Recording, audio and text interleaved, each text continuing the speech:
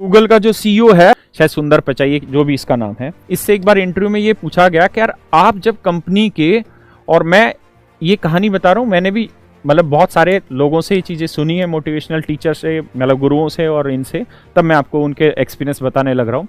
तो सुंदर पिचाई से पूछा कि आप, अब इनकी शायद सैलरी साल की 3800 करोड़ है, अब इनका एनुअल पैकेज 3800 करोड़ है, ठीक है जी, सुंदर पिचाई बिल्कुल।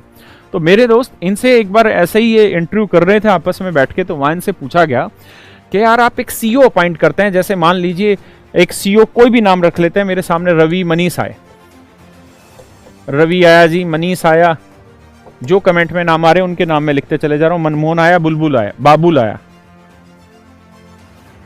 और मनमोहन आया, ये 4 लोग आए, इनका कोई पोस्ट होगी, मान लीजिए डायरेक्टर करके कोई भी पोस्ट होगी, उसके लिए इंटरव्यू के लिए 4 आदमी आए, है ना।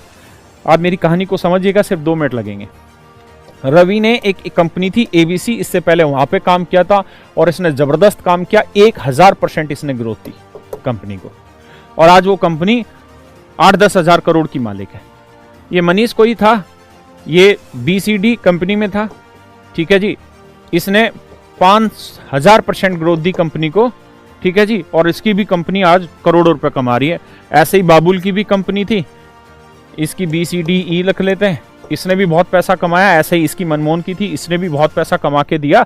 यानी चारों के चारों जो कैंडिडेट आए, चारों के चारों खतरनाक थे, चारों के चारों जबरदस्त थे, मतलब चारों के चारों का एक्सपीरियंस इतना तगड़ा था कि जिस कंपनी में डायरेक्टर बने या अच्छी पोस्ट पे गए, वहां पे इन्होंने धुआं उठा दिया और वहां इन्होंने अच्छा खासा पैसा कमा के दिया गवर्नमेंट को, मतलब उस कंपनी को। अब सुंदर पिचाई जी से सवाल ये पूछा गया कि यार ये कैपेबल है, इसमें दो राय नहीं है, ये भी कैपेबल है, इसमें दो राय नहीं है, ये भी कैपेबल है, ये भी कैपेबल है, इक्वली एजुकेट हैं, साथ के साथ इक्वली इन्होंने इंप्रूव करके दिखाया है अपनी स्टेज को, अपनी कंपनी को, और बहुत बढ़िया से इन्होंने ग्रो करके दिखाया। तो आप इंटरव्यू में इनसे ऐसा क्या सवाल पूछने वाले हैं जिसके थ्रू आप इन चारों में से किसी एक का सिलेक्शन करने वाले हैं? किससे सवाल पूछें? रवि से इसकी टेक्निकल चीजों के लिए सवाल पूछें या इससे क्या पूछें? ये सब तो इनको आता है तभी तो इतने सालों का एक्सपीरियंस है, क्या पूछें इनसे? तो उसने जवाब दिया, हम इनसे सिर्फ और सिर्फ ये पूछते हैं, हम इनसे सिर्फ और सिर्फ ये पूछते हैं कि आपकी लाइफ में जो डिफिकल्टी लेवल आया वो कब आया और क्या डिफिकल्टी लेवल आया और आपने उस डिफिकल्टी लेवल से कैसे उबरा या कैसे अपने आप को उभरा। मतलब how do you come back from your difficulty level और डिफिकल्ट टाइम। जब बुरा वक्त आया तो आप वहां से कैसे उठे मेरे दोस्त, ये हम पूछते हैं। और कहता है इसी बात को एक्सप्लेन करने के लिए हम इनको 20 से 25 मिनट देते हैं।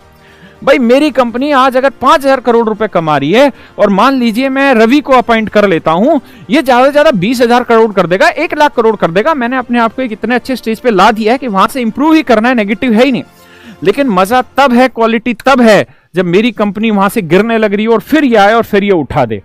तो इसलिए इनसे ये पूछा जाता है, ऐसे बड़े बड़े लोगों से, कि सर जब मुसीबत का टाइम आता है, आपके लाइफ में जब मुसीबत आई तो आपने किस तरीके से इन चीजों को इंप्रूव किया, कैसे आपने टैकल किया। अगर बिजनेस डाउन हो जाए, कोई ऐसी परिस्थिति क्रिएट हो जाए जैसे आज कोरोना की परिस्थिति है, तो कैसे आपने टैकल किया।